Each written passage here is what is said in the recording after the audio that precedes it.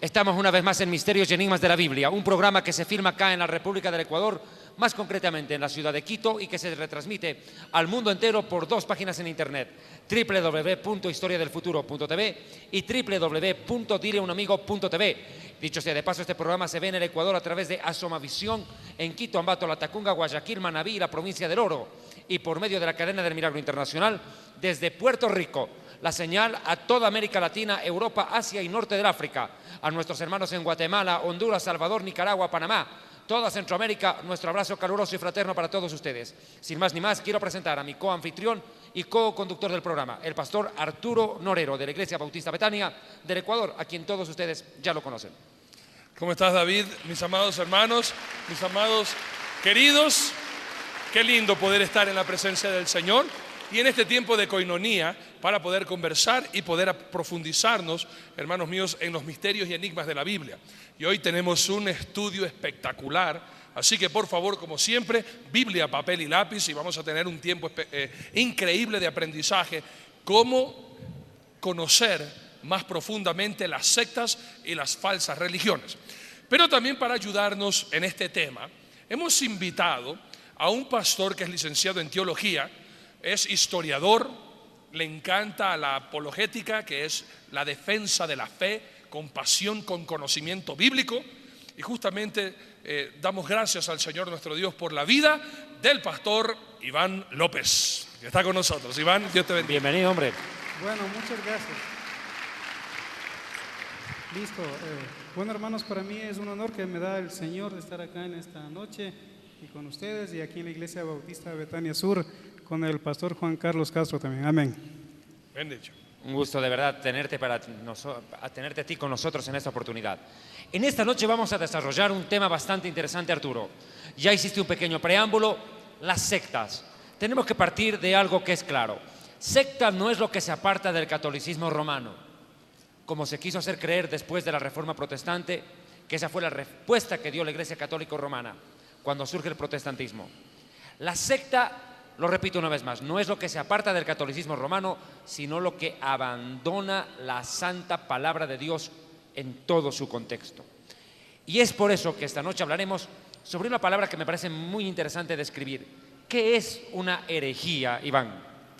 Bien, herejía se supone que, de acuerdo al contexto católico, cuando ellos forman la Santa Inquisición para seguir al cristianismo, cuando con Lutero se da la nueva reforma, el volver a la Biblia, Santa Inquisición quiere decir Santa Investigación, en latín, ¿no? Entonces investigaban a ver quién estaba en contra de la doctrina teológica católica, y herejía sencillamente significa en latín elección. Entonces, cuando una persona hace una elección diferente a lo que la iglesia oficial en ese estado, en la Edad Media, hasta la era de la Reforma, la Iglesia Católica consideraba correcto, sencillamente ya era un hereje. Tenía su propia investigación, tenía su propia elección. Eso es interesante. Y el castigo de los herejes era la muerte, dime, Arturo. Ahí estaba el famoso Torquemada. Exacto. En el tiempo de la Inquisición, que llevaba mucha gente a la hoguera. Pero aquí vale la pena recalcar algo, y queremos ser enfático. David dijo una gran verdad.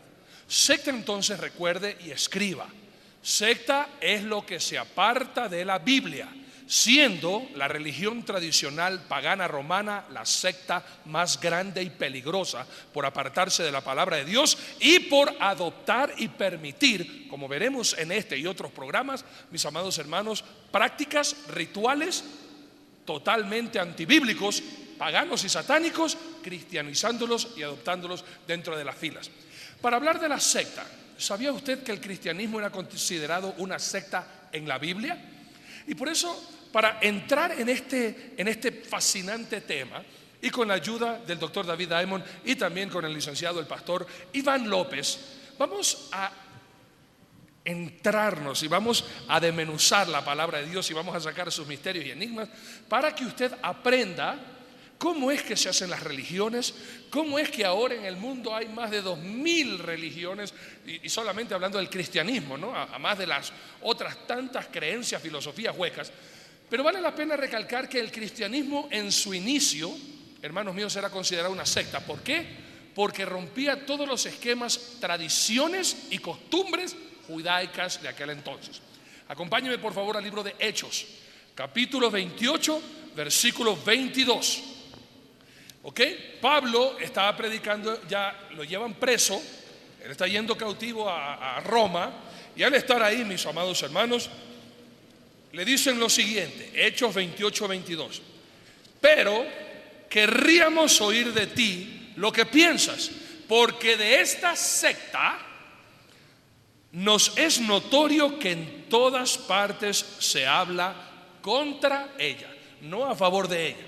Entonces podríamos aprender de esto, Iván, que de la secta siempre se hablan mal, inclusive al inicio del cristianismo. Claro, así es. Bueno, sería importante explicar algo de pronto, ¿no? Desde los principios de la humanidad, el hombre en cierta forma ha sido muy religioso. O sea, es decir, el hombre siempre ha tenido su religión. De hecho, la palabrita religare en latín, de donde viene religión, en castellano significa unirse a Dios, atarse a Dios. Entonces, desde la época muy antigua, todo pueblo tiene su religión. Antiguamente, por ejemplo, si vemos las religiones más grandes que existen en el mundo, el Islam, el musulmán, el que practica el Islam, la sumisión al Corán, tienen su libro religioso que es el Corán. El judaísmo tiene la Tanakh, el Antiguo Testamento, Antiguo Pacto.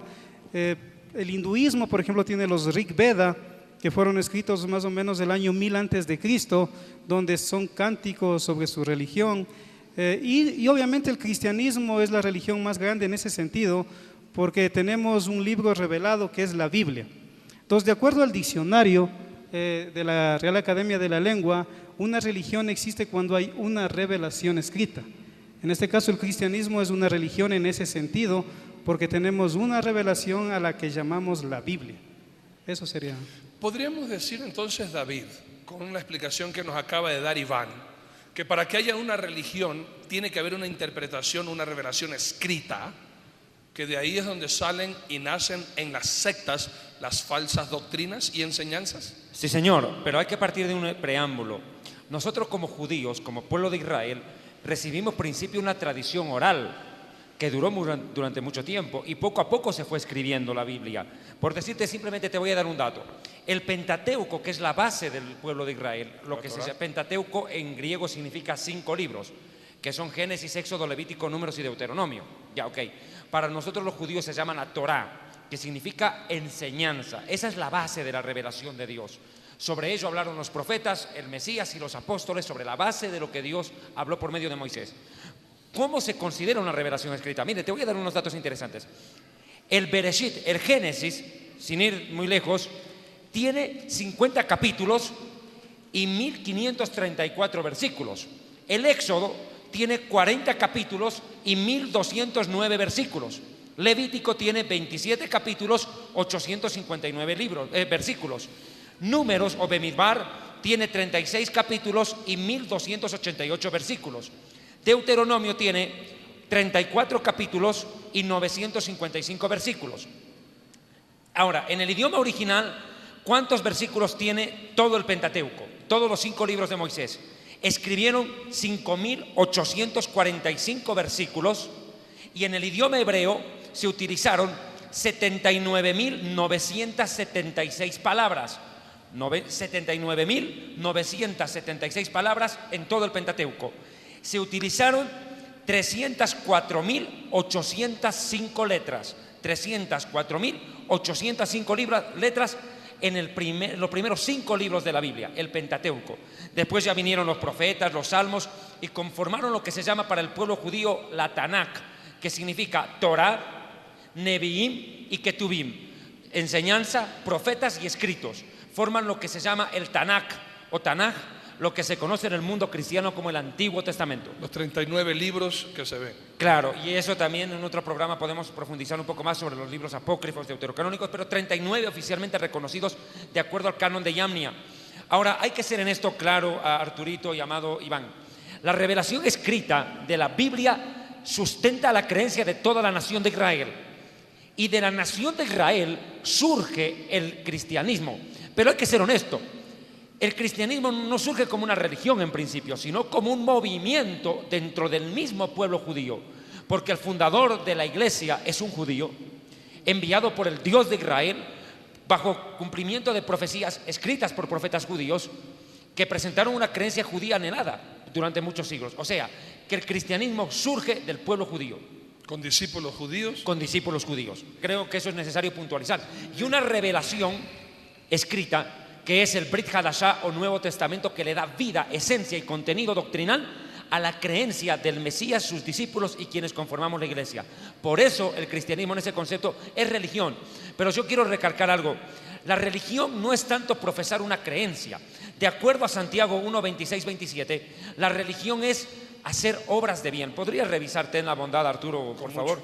Santiago 1 presenta que la religión no es profesar una camiseta de una denominación o hacer una práctica. Revísalo. Santiago 1, 26, 27 dice: si alguno se cree religioso entre vosotros y no refrena su lengua, sino que engaña su corazón, la religión del tal es vana. La religión pura y sin mácula, sin mancha, delante de Dios el Padre es esta: visitar a los huérfanos y a las viudas en sus tribulaciones y guardarse sin mancha del mundo. O sea, la religión es una forma de vida en servicio de los demás. En cambio, la secta es una organización que no viene a servir a la humanidad, sino a explotar. La verdadera iglesia es como una madre abnegada, hace todo por sus hijos. Así la iglesia debe servir al mundo, pero la secta no sirve al mundo, explota a la gente. Esa es la gran diferencia entre uno y otro. Parto de ahí, me parece. Y para dejar los fundamentos históricos y bíblicos fundamentados para poder nosotros analizar lo que es una secta y lo que es la creencia peligrosísima de religiones torcidas, ya como bien dijo Iván y como David también lo ha reiterado, mis amados hermanos, cada uno tiene su libro y cada uno tiene sus enseñanzas. ¿En qué nos basamos nosotros? Y de pronto en un próximo programa vamos también a analizar por qué la Biblia es el libro sobre todos los libros, por qué la palabra de Dios, hermanos míos, es la revelación segura. Bueno, la misma Biblia se defiende por sí.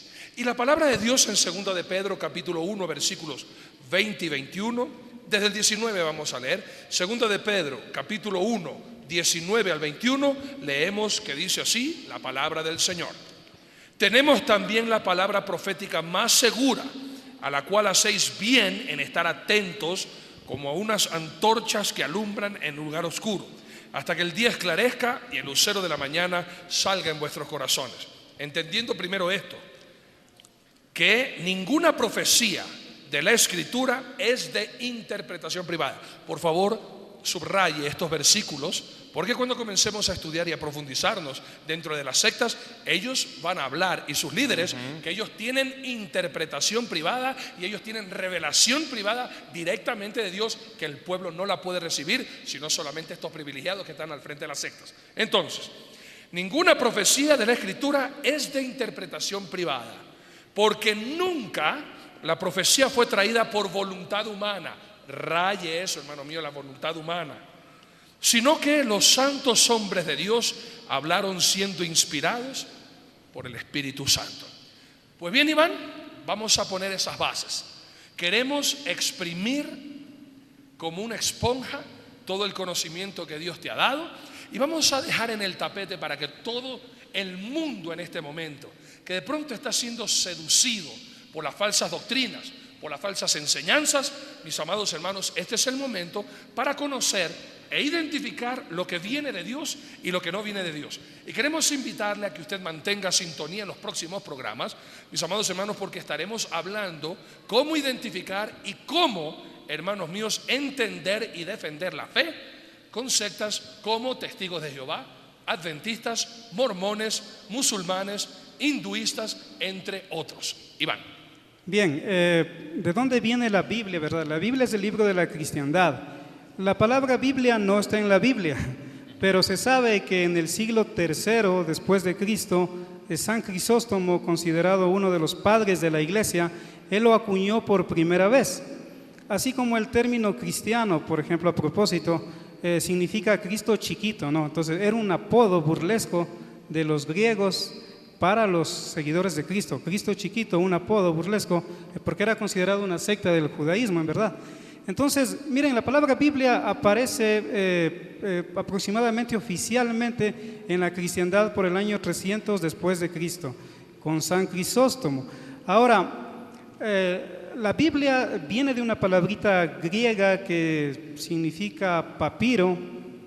Había una ciudad en Fenicia que estaba bajo el poder de Egipto en la antigüedad, antes de Cristo, donde se trabajaba mucho el papiro. El papiro era una planta que se daba mucho en los lugares húmedos como el río Nilo. Entonces Dios con el tiempo, cuando llama a sus hombres, les decía oralmente lo que tenían que hacer. Había una tradición oral, pero con el tiempo se vio la necesidad de tener la palabra de Dios escrita. De ahí que Dios le dice a Moisés: alízate 2 tablas, dos piedras, sube al monte. Y ahí es donde con el mismo dedo, Dios con su mismo dedo escribe el decálogo, los 10 mandamientos. Lástima, como decíamos el otro día en Betania, que Moisés se enojó al ver obviamente la idolatría y la rompió, porque fueron escritas por el mismo dedo de Dios. Entonces vemos en el proceso de la Biblia que Dios comienza a dictar su palabra, se comienza a escribir en ostraca. La ostraca era hoy lo que sería la cerámica, la baldosa. También se escribe ya en madera, en piedras, y poco a poco en papiro. Entonces la palabra Biblia viene del material llamado papiro. Entonces Biblia traducido significa biblioteca, en este caso una biblioteca sacra, santa, porque es palabra de Dios, inspirada por Dios. Pero puntualicemos que dentro del pueblo fenicio, que actualmente es lo que sería el Líbano, por ejemplo, la parte de Líbano y Siria, Arturo, sí. El imperio fenicio, que se caracterizaba mucho por el mercadeo, por el comercio, ellos hacían comercio mucho con especies aromáticas. Ellos tenían 3 ciudades, que eran Sidón, Tiro y Biblos. Y en honor a la verdad, se toma también como fuente de referencia para la palabra Biblia el nombre de esa ciudad fenicia, la ciudad de Biblos, Biblos. De donde ya viene en sí, un poco más esquemáticamente, la palabra Biblia como tal, como un denominado, ¿no es cierto, Iván? Sí, así es. Justamente de Biblios viene la palabra Biblia, ¿no? Porque cuando usted lee la Biblia, usted va a ver que aún Cristo la cita muchas veces. No habéis leído las Escrituras, no dicen las Escrituras algo sobre mí. Entonces se maneja en la cristiandad el año 300 después de Cristo. Ahora, el papiro era el material que en ese tiempo, habían varios tipos de papiros. En Biblios trabajaban con 7 tipos de papiros. Habían papiros malos que eran para limpiar las mesas, papiros que eran un poco mejores para envolturas, para regalos, y el papiro regio, que era el mejor papiro, el de mejor calidad, era el que era exclusivamente dedicado para escribir sobre las religiones, por ejemplo, de Egipto. El famoso papiro del libro de los muertos, que ya se descubrió en el siglo XVIII en Egipto, que está en Inglaterra, es escrito en el papiro regio, por ejemplo. Entonces, habían varios tipos de papiro, pero el papiro regio era exclusivamente para los escritos sagrados, como el libro de los muertos para los egipcios, que era muy importante. Cuando un egipcio moría, tenía que llevar en su ataúd un papiro, que eran pictogramas, donde habían unos 600 pictogramas, en donde en el más allá se encontraban con un dios que parecía chacal, cuerpo de hombre, cabeza de animal, porque los egipcios eran muy zoomórficos, creían en dioses humanos con cara de animales, con alas de águila. Entonces ya podemos ver que incluso entre los egipcios a las momias se les enterraba con estos papiros regios, en donde estaba la doctrina, la creencia de los egipcios. Por ejemplo, en el libro egipcio de los muertos, cuando una persona moría, ahí estaban los conjuros que tenían que ir diciendo en el más allá cada vez que aparecían los diferentes dioses. Decían los conjuros del libro de los muertos y podían seguir pasando hasta el último lugar, que era la meta para ellos, lo que ellos consideraban el país de las cañas, lo que para nosotros sería el cielo, ¿no? Antiguamente los egipcios decían: tenemos que llegar al país de las cañas, y para eso es necesario ir con el papiro de los muertos. Entonces se les embalsamaba a las personas que morían, se les momificaba, porque en las creencias de ellos pensaban que el ser humano tenía 5 partes, ¿no? Para el egipcio de esa época, el ser humano tenía cuerpo, alma, espíritu, nombre y personalidad. Entonces decían: si se daña el cuerpo, se salen todas las demás partes del cuerpo, ¿no? Entonces, un poquito explicando la importancia del papiro en esa época, y justamente también la Biblia, el Antiguo Testamento sobre todo, fue escrito en gran parte en papiro. Después es que aparece el pergamino de la ciudad de Pérgamo, porque en Pérgamo incluso está en la Biblia. Entonces en Pérgamo trataban mucho con el pergamino, que eran ya más pieles de animales, que eran mejor para escribir por los dos lados, duraban más. Entonces de ahí viene el nombre Biblia, de biblios de papiro. Y vale la pena recalcar también, Iván, que en el año 400 después de Jesucristo, Jerónimo es el que le da el título de Sagradas Escrituras o Santa Biblia. Jerónimo, que es el autor de la traducción de la Vulgata Latina. Sí, sí, exacto. San Jerónimo, el año 404 exactamente, después de Cristo, él traduce por primera vez la Biblia, en este caso ya Antiguo Testamento y Nuevo Testamento, que ya estaba canonizado, lo traduce por primera vez al latín, porque la Tanaj fue escrita en el hebreo del pueblo de Israel. Después en la Septuaginta, en el año 250, se traduce al griego. Y por tercera vez a otro idioma, al latín, con San Jerónimo, el año 404 después de Cristo. Ahí aparece la palabra de Dios en latín, que es en realidad la versión que se utilizó hasta la era de la Reforma, cuando Martín Lutero traduce por primera vez la Biblia a otro idioma, al alemán. Después Casiodoro de Reina traduce la famosa Biblia del oso, porque en la portada había un oso, entonces, lo que hoy llamamos la Reina Valera, ¿no? Entonces, Dios ha ido permitiendo que estos hombres poco a poco han ido traduciendo a diferentes idiomas su palabra para que pueda ser leída, ¿no? Entonces, sí, San Jerónimo dijo justamente, le apodó Sagradas Escrituras, y él dijo algo bien interesante, o sea, él dijo, las Escrituras son como un mapa. Hay cosas que son fáciles de entender, pero también hay cosas difíciles de entender. Y si no se las estudia, usted puede perderse si no tiene un buen guía, ¿no? Amén. Ahora sí hablemos de los fundamentos que hacen que una doctrina se pueda conocer como falsa doctrina, doctrina correcta, y las diferentes religiones y cómo nacen estas. Claro, hay que entender una cosa. Los pueblos siempre fueron, bien lo decía él, religiosos por antonomasia. El ser humano siempre busca una divinidad, un algo o un alguien en quien creer. Cuando el ateo está sano, él es su propio Dios. Yo soy, yo puedo, yo sé, yo tengo, con lo que yo soy salgo adelante. A mí no hay Dios que me ayude. Yo no necesité de Dios, yo con mi propia capacidad alcancé esto. El mismo ateo se enferma. Le dicen, usted tiene un cáncer terminal, se va a morir en una semana. El ateo ve que todo su concepto de Dios, de sí mismo, se va al piso y busca al médico. Y dice, doctor, yo quiero curarme, no quiero morir.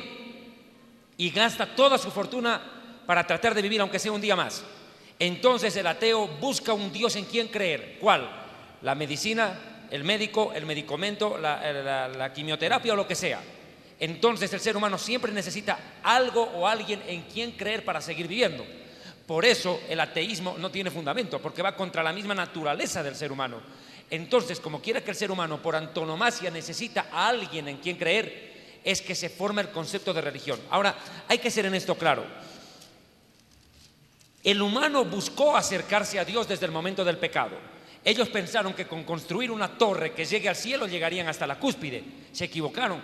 Para llegar al cielo no se necesita una torre, porque ese es el camino del hombre a Dios, y Dios los derriba en el camino. Por eso la gente no puede creer en Dios a su manera, porque es como levantar una torre de Babel. Dios los va a derribar.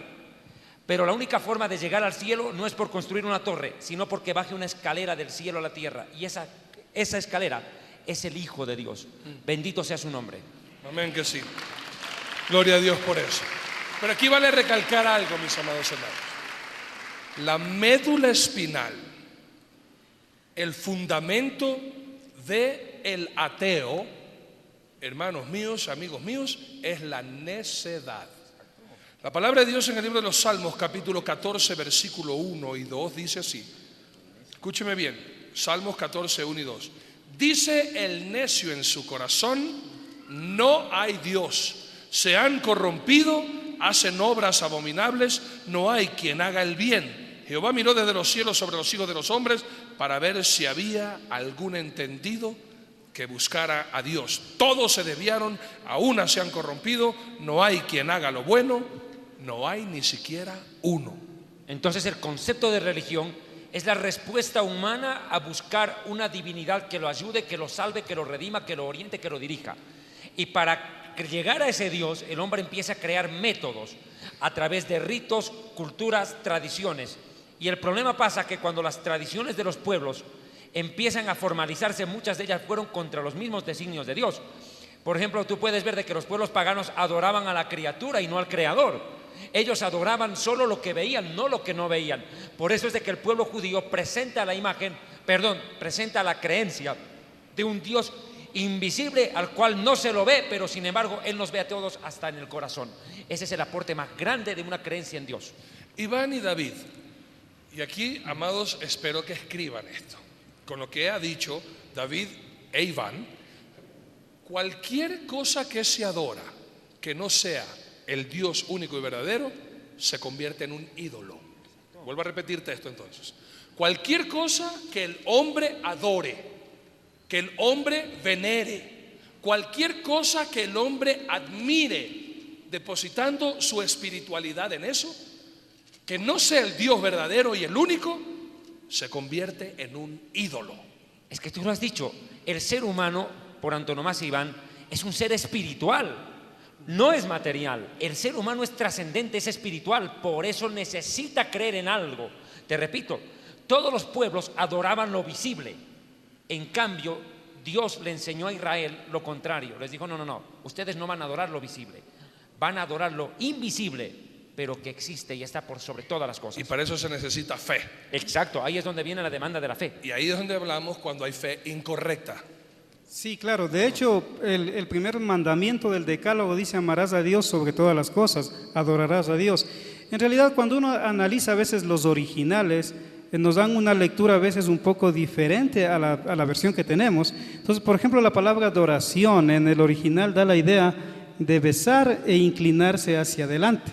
Ese es el sentido correcto. Por eso usted va a ver en las religiones, muchos se arrodillan, besan el suelo, se inclinan, porque adoración significa besar e inclinarse hacia adelante.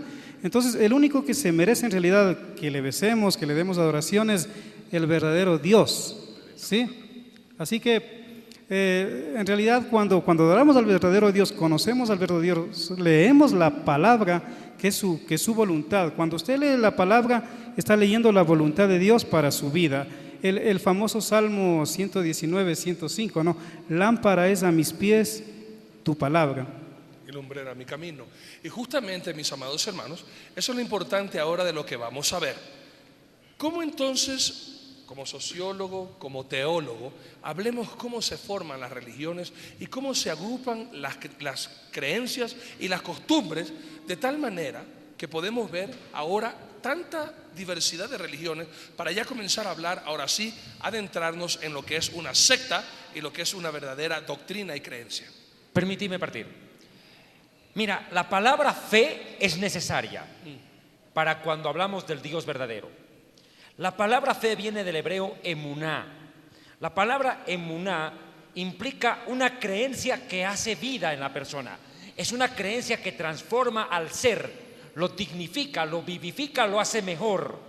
Por eso es que la fe bíblica, Iván, Arturo, amigos televidentes y quienes están acá, la fe bíblica no es una fe ciega, es una fe sabia, basada en la verdad, pero no en mi verdad, no en la tuya, ni en la de vos, ni en la de ellos, en la verdad eterna, absoluta y perfecta de un Dios santo que se revela al mundo a través de sus profetas. Segundo, la verdad de Dios es que se basa en una revelación nacional. Los judíos no creemos en lo que Moisés vio, no creemos en lo que Isaías vio, creemos en lo que Dios se manifestó cuando estábamos en el Sinaí y su voz se hizo escuchar por toda la nación. O sea, Dios se reveló a todo un pueblo, no se reveló a un hombre. Por eso es la diferencia del pueblo judío con las demás religiones y con las sectas. Porque una de las características, Iván, es que en una secta es una supuesta revelación a un hombre en particular o una mujer en particular. Pero no, en el caso de Israel, que tiene la revelación del Dios verdadero y que luego pasa hacia el mundo gentil por medio del cristianismo, por medio del Mesías, Es una revelación nacional. Es más, el concepto del Mesías, de Mashiach, no lo inventan los chinos, no lo inventan los budistas, no lo inventan los asiáticos del más lejos, no, ni los europeos. Es un concepto judío, que toda la nación de Israel espera un Mesías. O sea, por ningún concepto el Dios verdadero se revela solo a un hombre, sino a toda una nación. Y luego, paulatinamente, a través de profetas va hablando a una nación que ya sabe acerca de él. Eso es importante. Y en el Antiguo Testamento el Señor hablaba a través de sus profetas. Claro. Pero, Hebreos 1:1 nos dice una perfecta y preciosa revelación. Hebreos 1:1, así dice el Señor tu Dios. Dios, habiendo hablado muchas veces y de muchas maneras en otro tiempo a los padres por los profetas, versículo 2, en estos postreros días nos ha hablado por el Hijo, a quien constituyó heredero de todo y por quien asimismo hizo el universo. Y aquí vale la pena recalcar esto, y por favor, ahora sí quiero adentrarnos, porque estamos aprendiendo cosas muy profundas que necesitábamos saber para poder sacar pecho en humildad al llamarnos cristianos. Es que es un motivo de orgullo. ¿Por qué nosotros decimos y creemos que solamente Jesucristo es el camino, la verdad y la vida? A más de que lo dijo en Juan 14:6. Pero hay muchas personas que en su ignorancia genuina y honesta dicen: todas las religiones conducen al mismo Dios. ¿Por qué se pelean tanta gente si todas las religiones son buenas? Todas las religiones nos ayudan y son de beneficio para la humanidad. ¿Es esto así, mi amado Iván? ¿Es verdad que todas las religiones nos conducen al mismo Dios? No, bueno, de hecho no. O sea, Jesús mismo, en el tiempo de Jesús había un famoso dicho. Los romanos eran muy famosos para construir carreteras, como la Vía Apia, que hasta el día de hoy existe, ¿no? Entonces Jesús dijo en ese contexto, dijo: yo soy el camino, yo soy la verdad y yo soy la vida, en Juan 14:6. Incluso Pablo le dice a su hijo espiritual Timoteo, dice: no hay otro nombre debajo del cielo, y eso es contundente, no hay otro nombre debajo del cielo dado a los hombres en quien podamos ser salvos, Jesucristo. Entonces no hay otro intermediario, no hay otro camino. Ahora el asunto viene dónde nos habla Cristo en su revelación, que es la palabra de Dios. Entonces Cristo es el único camino. Además, la evidencia histórica, la arqueología nos demuestra que la Biblia es el libro de los libros. Por citar un ejemplo, es el libro que más se vende cada día, es el libro que más imprime cada año, ¿sí? Es el libro que es más traducido en más idiomas, es el libro que ha querido ser quemado por la Santa Inquisición y otros que han querido. Voltaire, por ejemplo, que él fue un famoso filósofo francés, ¿no? Él era enemigo de la Biblia y él decía: si es que queda una Biblia hasta cuando yo muera, será para museo. Y las sociedades bíblicas, unos 80 años después de su muerte, la compró y ahora se fabrica Biblias de ahí. Entonces la palabra de Dios nos demuestra que se defiende por sí sola. Entonces es el libro de los libros y obviamente el Cristo de la Biblia. Aparte de eso, algo importante, o sea, pueden haber muchas religiones en el mundo, pero la única religión, si podemos llamarle religión verdadera también, es en realidad el cristianismo, porque Mahoma, aunque dicen que él ascendió desde la mezquita de la Roca, la mezquita de Omar, desde Jerusalén, no hay pruebas de eso. Buda, el que fundó el budismo, igual él murió de una indigestión por comer carne de cerdo. Entonces muchos fundadores de las religiones están muertos, pero de Cristo es el único que resucitó. Entonces el cristianismo es poderoso, ¿no? Gloria a Dios. Ahora, yo quiero partir de este punto. Tú hiciste referencia a Hechos capítulo 4, versículos 11 y 12, que dice: Hechos 4, 11 y 12 dice: este Jesús es la piedra reprobada por vosotros los edificadores, la cual ha venido a ser cabeza del ángulo, y en ningún otro hay salvación, porque no hay otro nombre bajo el cielo dado a los hombres en que podamos ser salvos. Pregunta: ¿todas las religiones hablan de salvación?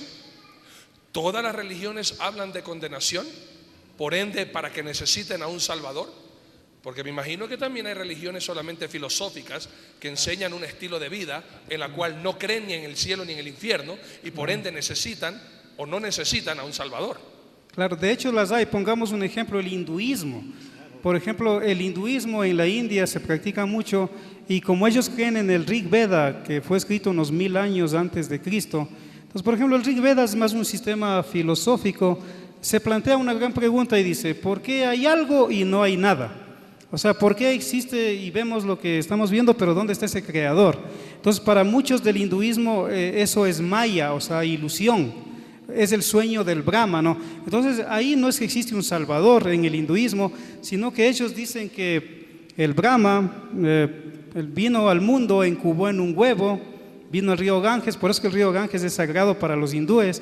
Muchos incluso no comen huevos porque el Brahma, que significa palabra mágica Brahma, incubó en el río Ganges, no comen algunos huevos. Entonces tienen ese tipo de creencia de que a través de varias reencarnaciones, de matar el karma y todo lo demás, van a llegar a ser un avatar, es decir, un ser ya perfecto, y se van a fundir con el Brahma, que es la palabra mágica, ¿no? Entonces la respuesta que da el Rig Veda dice, bueno, ¿por qué hay algo y no hay nada? Sencillo. Lo que pasa es que dice que había una energía llamada el tapas que rodeaba la nada, entonces de ahí salió la palabra mágica. Y lo que estamos viviendo, dice el Rig Veda, es solamente el sueño del Brahma, es maya, es ilusión. Entonces a través de varias reencarnaciones se funden, entonces no se habla de un Dios personal, no se habla de un Dios que tenga una relación personal con el individuo, como en el caso del cristianismo. Y antes de que tú hables de lo que yo sé que vas a hablar, solamente quiero recalcar por qué los cristianos no creemos en reencarnación. Nosotros los cristianos proclamamos la encarnación de Dios en Jesucristo, pero la reencarnación, es decir, yo pude haber sido lo que fui en esta vida, pero me muero y para purificarme vuelvo a nacer en otro ser. Se llama reencarnación. Y la palabra de Dios es bien clara para aquellos que piensan que tienen otra oportunidad después de la muerte. Hebreos capítulo 9, versículo 27. Y de la manera que está establecido para los hombres que mueran una sola vez y después de esto el juicio. Hebreos 9, 27. No tienes otra oportunidad. Esta es la única vida que tienes. Y vale la pena recalcar, hablando de estas religiones y hablando de la palabra de Dios, la palabra de tu Dios en el libro de los Salmos, capítulo 90, versículo 10, nos dice un promedio de vida. 70 años y en los más robustos 80. Así que haga usted las matemáticas. Si está ya en 70, está en sobretiempo. Póngase pilas. Interesante, ¿eh? Entonces, ahora vamos a sí, este punto. Mira, yo tengo que hacer una distinción clara y cabal acá. Y no por ser judío, sino por elemental conocimiento bíblico. Israel es diferente a todos los demás pueblos de la tierra. Así de simple. Es el pueblo escogido por Dios, el cual recibe tres cosas claras.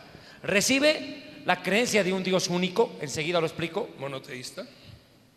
2, una revelación nacional escrita, la Biblia, y el conocimiento de un Salvador para Israel y para el mundo entero, el Mesías. O sea, Israel es diferente de cualquier otra religión. Como pueblo recibe una creencia. Segundo, todos los pueblos desarrollan su creencia en base a lo que miran. Ya lo he dicho hasta el cansancio y lo repito una vez más. Pero Israel no, porque los judíos hasta esto que tenemos en la cabeza, la kipá, es un mandamiento de Dios. O sea, que Dios legisló a la nación de Israel aún la vestimenta, los alimentos, las fiestas, la higiene, todo está legislado a través de la Torá para la nación de Israel. O sea, no es que los judíos crearon leyes para creer en un Dios, no, es un Dios que creó leyes para un pueblo. Eso es lo sobrenatural. Y tercer punto que es clave, yo cuando era pibe, tenía 7 años, 6 años. Joven. Claro, pibe, chico. Llegó un rabino tan barbudo como tú. Santo entonces. Ese era barbado, no bárbaro. Bueno, casi. Bueno, la cosa es así. No es lo mismo, pero es igual. Entonces, te cuento esto. Un día el rabino nos dijo esto. La Biblia no contiene la palabra de Dios. La Biblia es palabra de Dios. Gloria a Dios. La Biblia tiene vida propia. Amén que sí. Vida propia. Y le explico por qué. Gloria a Dios. Mira, la Biblia tiene vida propia. Una planta no camina, un árbol no camina, pero no por eso está muerto. Así también la Biblia no anda caminando por la calle, pero tiene vida. La Biblia es el único libro que el hombre no lee. La Biblia lee al ser humano. La Biblia nos lee. Por eso es fácil creer en Dios, pero sacar la Biblia. El ser humano quiere creer en Dios, pero sin Biblia, porque la Biblia lo confronta, lo golpea, le muestra como un espejo su propia cara y le dice: mira cuán mugroso estás, arrepiéntete. Por eso el ser humano desprecia la Biblia. Gloria a Dios. Qué bendición. Citas bíblicas importantes para recalcar lo que David acaba de decir. Hebreos capítulo 4, versículos 12 y 13. Hebreos 4, 12 y 13. Porque la palabra de Dios es viva y eficaz, y más cortante que toda espada de dos filos, y penetra hasta partir el alma y el espíritu, las coyunturas y los tuétanos, y discierne los pensamientos y las intenciones del corazón. Y no hay cosa creada que no sea manifiesta en su presencia, antes bien todas las cosas están desnudas y abiertas a los ojos de aquel a quien tenemos que dar cuenta. Y adicionalmente, 2 de Timoteo capítulo 3 versículos 16 y 17, 2 de Timoteo capítulo 3 16 y 17 dice: toda la escritura, no dice parte, no dice algo. Eso es lo que dijo David al principio, que la Biblia no tiene palabra de Dios, sino que es palabra de Dios. Aquí está, 2 de Timoteo capítulo 3 16 y 17. Toda la escritura es inspirada por Dios y útil para enseñar, para redarguir, para corregir, para instruir en justicia, a fin de que el hombre de Dios sea perfecto, enteramente preparado para toda buena obra. David. Dos cosas antes de que Iván tome la palabra en esto que me parece importante. Iván va a aportar bastante. La revelación del Dios único es importante. ¿Por qué? Porque el ser humano fue idólatra, politeísta después de la Torre de Babel. Entonces surge un hombre llamado Abraham, al que se llamaron después Abraham. Y Abraham trae una vez más, recaptura una idea que ya conocieron Adán y Eva en el huerto, que hay un solo Dios, no hay 20 dioses, no hay 2 dioses, no hay 3, no hay 4. Hay un solo Dios. Abraham recaptura la idea del monoteísmo, la creencia en un único Dios, que es creador. Esta es la característica. Dios no solamente es el único, sino que es el creador de todo lo que existe. Y no es que Dios solamente creó y lo dejó ahí, no, creó y lo tiene funcionando, porque el mundo sigue en creatividad. Dios sigue creando, una planta surge cada día, una hoja, una vida, un niño que nace, demuestra la existencia de un Dios que tiene control absoluto sobre la naturaleza, sobre lo que Él ha creado. No es un Dios que crea y lo deja botado, no, es un Dios que vive en relación con su creación y con la criatura, ya sea el ángel o los humanos. O sea, Dios ese es el único y perfecto creador, sabio creador.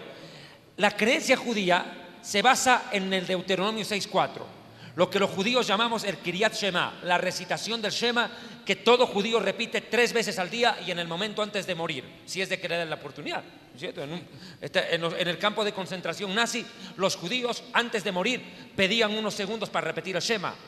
¿Qué dice el Shema en el Deuteronomio 6:4? Shema Israel, Adonai Eloheinu, Adonai Echad. Escucha, Israel, el Señor nuestro Dios, el Señor uno es. El problema es que el concepto de unidad, acá es donde viene, y vamos a hablar de eso, de los testigos de Jehová.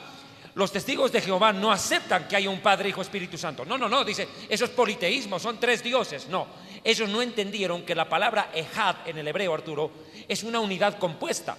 Y la primera vez que aparece la palabra Echad está en el Génesis capítulo 1, versículo 3 o 4. Léemelo, cito, por favor, antes de hablar de Abraham. Me interesa que veas Génesis capítulo 1, donde por primera vez aparece la palabra unidad, y enseguida te la explico. Léemelo, por favor. Génesis 1, 3 y 4. Y fue la tarde y la mañana, el primer día, cuando acaba. Dice así la palabra de Dios: y dijo Dios sea la luz, y fue la luz. Y vio Dios que la luz era buena. Separó Dios la luz de las tinieblas, y llamó Dios a la luz noche, a la luz día, y las tinieblas noche. Y fue la tarde y la mañana un día. Ya, ok, no se llama día primero, se llama día 1. Dice que fue la tarde y la mañana. Léemelo esa partecita. Así es. Y fue la tarde y la mañana un día. Ya, fue la tarde y la mañana. 2 cosas crean un día. O sea, el concepto de uno en el hebreo no es como una botella, no. Ese es ajit. Pero cuando habla la Biblia de uno acá, habla de dos cosas que conforman algo. Tarde y mañana uno. Y lo hermoso es que el día empieza en la tarde. Claro, ahora, porque el calendario judío Así es lunar, no es solar. Hermoso es eso. Los judíos arrancamos el día a las 6 de la tarde, no a las 12 de la noche, cuando ya las suegras están durmiendo. Ya. Ahora, ahí hablando de ello, la segunda vez que aparece la palabra Ejad es la siguiente: dejará el hombre a su padre y a su madre para librarse de la suegra, entre otras cosas. Dejará el hombre a su padre y a su madre, y los dos serán uno. O sea, el hombre más la mujer, uno. Bereshit 2:24. Léelo. Génesis 2:24 dice: por tanto, dejará el hombre a su padre y a su madre, y se unirá a su mujer, y serán una sola carne. Serán uno. Ok. Y esto también aparece en el Juan 17, cuando el Mesías dice que todos ellos sean uno, así como tú y yo somos uno, o cuando Yeshua dice el Padre y yo. Uno somos. No dice somos el mismo, dice somos uno. Quiere decir Ejad, una unidad compuesta, una unidad perfecta. ¿Dónde está el Padre y yo uno somos? Búscamelo ese versículo, Juan, porque es importante ese versículo. Juan capítulo 17. Habla la concordancia viviente. Barba Strong, así me dijo que se llama el pastor Zavala.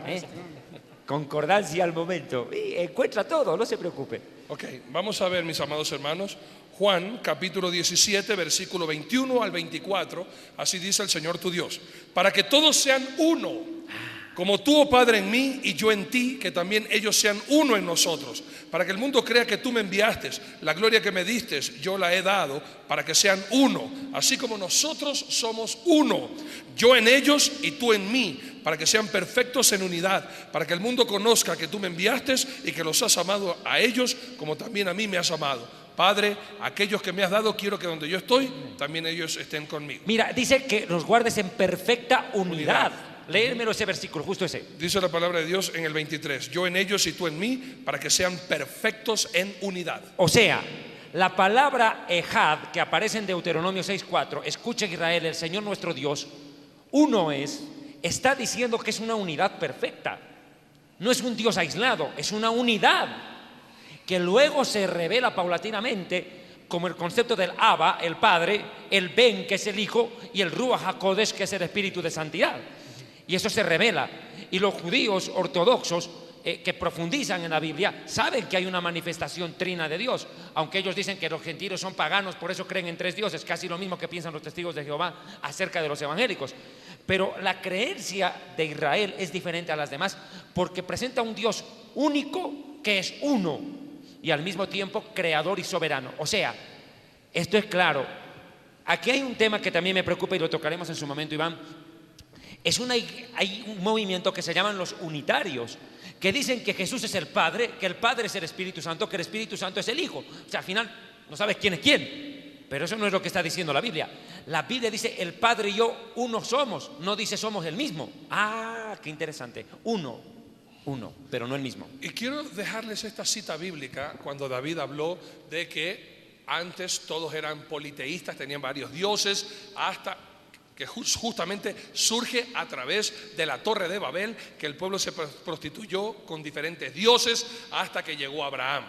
Esta parte es interesante. El mismo Abraham era católico, católico sí, porque tiene varios dioses y politeísta, pero el mismo Abraham era idólatra. Eso es lo que quise decir. El católico que es idólatra, no el católico en sí, porque es ingenuo y él no sabe. Son los curas que enseñan mal y que ellos tendrán que dar cuenta a Dios por su hipocresía. Y más les vale que se arrepientan porque el tiempo está cerca. Más les vale que se arrepientan. Josué capítulo 24 versículo 2. Josué 24, 2. Así dice la palabra de Dios. Y dijo Josué a todo el pueblo: así dice Jehová, Dios de Israel: vuestros padres habitaron antiguamente al otro lado del río, esto es Taré, padre de Abraham y de Nacor, y servían a dioses extraños hasta que Abraham tiene el llamado de Dios para que sirva al único Dios todopoderoso y verdadero. David, estamos llegando desgraciadamente al final del programa, Iván, pero en estos últimos minutos que nos quedan, ¿qué podríamos decir como fundamento para dejarnos listos para el próximo programa sobre las bases de lo que creen los testigos de Jehová? El consejo sería partiendo de la palabra de Dios, ¿no? Hechos 17, versículo 11.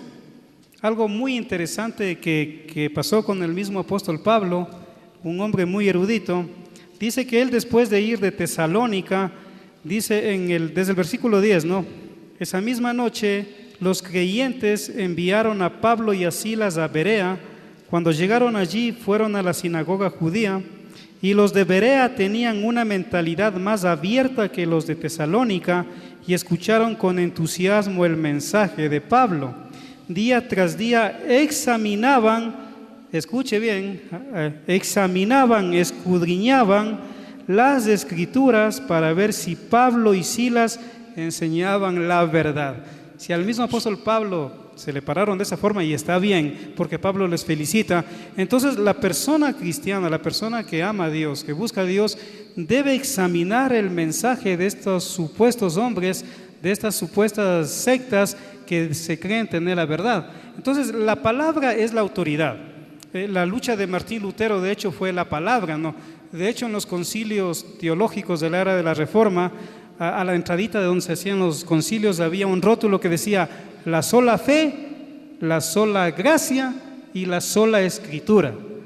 Porque cuando se da la Reforma es cuando este famoso Juan Texel, a quien le consideran el padre de la publicidad, porque era tan buen vendedor de las indulgencias, como estaban construyendo la iglesia de Roma, la iglesia del Papa actualmente, se les acabó el dinero, los recursos, entonces inventaron las indulgencias, que era un documento firmado con el anillo del Papa, donde decía que si la persona compraba ese documento, era salva y salía del purgatorio, ¿no? Entonces, como para terminar, y se dice que cuando llegó a Alemania Juan Texel, él decía: ¿quién dejaría a su madre en el infierno o en el purgatorio, o a su padre o a su hijo o a su abuelo, si tan solo con una moneda le pudiera sacar?